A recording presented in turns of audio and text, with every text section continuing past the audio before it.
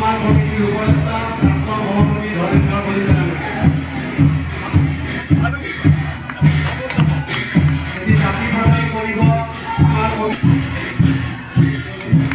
বিদ্যালয়ৰ জাতি প্ৰদান কৰিব কমিটিৰ অন্যতম প্ৰাক্তন সভাপতি প্ৰিয়ংকা জানাই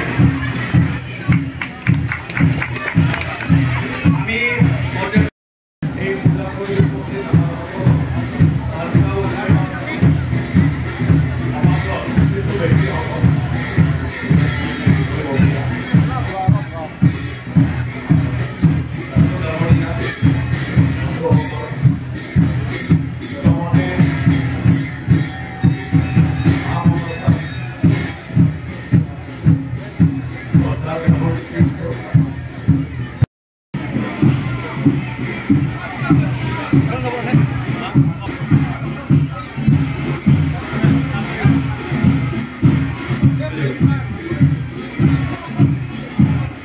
আজি আহিলো পূজা চালো সবকে লগ পালো ভাল লাগিল ইয়াত সকলোৱে মা মনসাৰ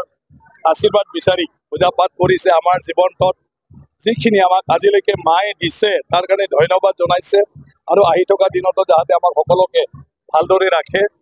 আৰু সদায় যেন এই জগতখনৰ মংগল হয় আমাৰ মাজত মংগলময় এটা পৰিৱেশ হয় তাৰ কাৰণে চবে আশীষ বিচাৰিছে মই ভাবো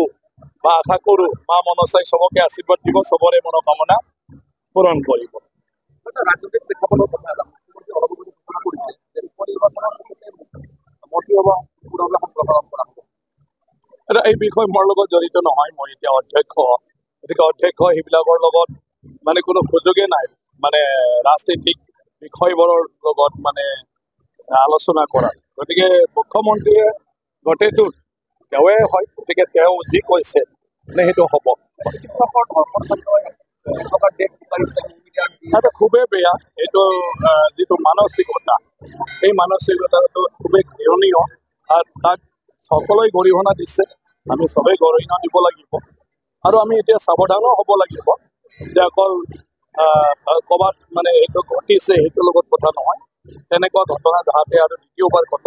নঘটে আৰু প্ৰত্যেকজন ব্যক্তিৰে আমাৰ দায়িত্ব যাতে এই ক্ষেত্ৰত আমি চবেই চকু দিওঁ আৰু তেনেকুৱা ধৰণৰ কোনো বেয়া মানে মনোভাৱৰ মানুহে তেনেকুৱা বেয়া কাৰ্যত লিপ্ত হ'ব যাতে নোৱাৰে তাৰ কাৰণে সামাজিকভাৱে আমাৰো চবৰে দায়িত্ব আছে আমিও অলপ চকু ৰাখিব লাগে